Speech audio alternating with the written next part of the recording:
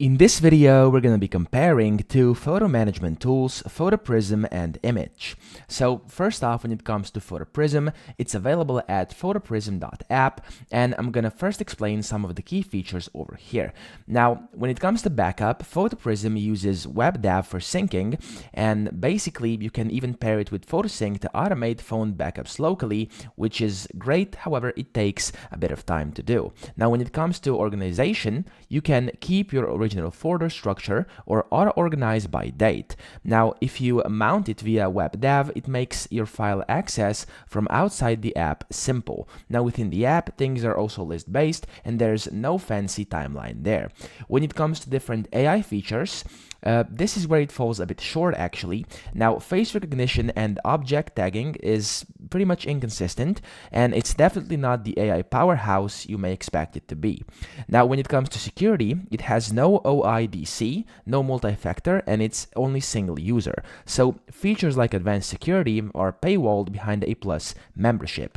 When it comes to performance, it's decent if you're running on a solid hardware. However, if you have large libraries, you will have a bit slower imports and indexing that can take a bit longer than usual. Now, when it comes to sharing, you can share it via public links or push to another WebDAV endpoint, so it's very functional, however a bit basic.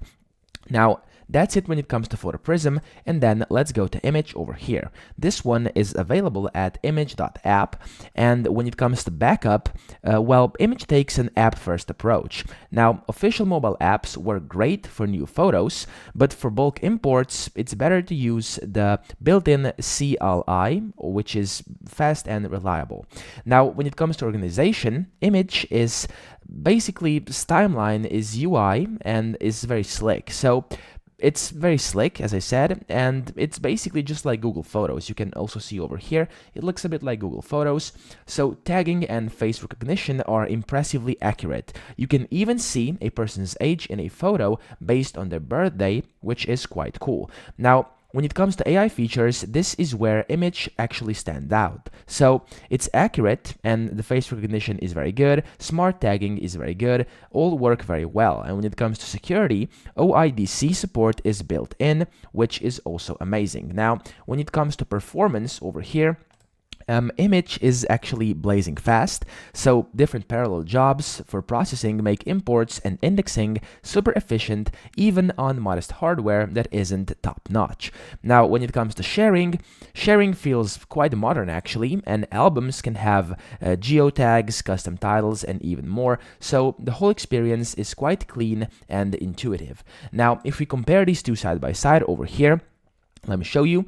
When it comes to different features, so the backup method, PhotoPrism has WebDAV plus third-party, while Immich has official apps plus CLI. Now, when it comes to AI or tagging, in PhotoPrism it's a bit inconsistent, however in Immich it's very accurate. Now, timeline UI is not present in PhotoPrism, but in Immich you can have it. And face recognition is a bit poor in PhotoPrism. It's okay, but the Immich one is a bit stronger. Now, when it comes to sharing options, it allows basic links, and Immich allows albums with metadata in them. Now, security is single user and basic with PhotoPrism, but with OIDC, it's multi-user. The performance is a bit slower in PhotoPrism and resource heavy, but in Immich, it's fast and efficient.